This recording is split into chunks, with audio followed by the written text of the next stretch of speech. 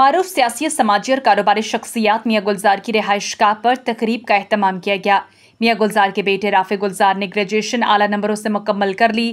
تقریب میں ان کے بیٹے ارمان گلزار کی سالگرہ کا کیک بھی کاٹا گیا۔ سیاسی سماجی اور کاروباری شخصیات نے اس تقریب میں بھرپور شرکت کی۔ تقریب میں شریک افراد کے لیے دیسی لذیذ کھانے تیار کیے گئے۔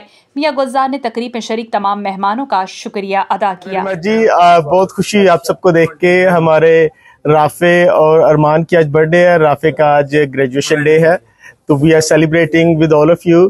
Pleasure to see you all, and we're looking forward for a big party afterwards. Thank you. اللہ تعالیٰ آپ کو اور آپ کی فیملی کو آلویز اپنے حفظ و امان میں رکھے۔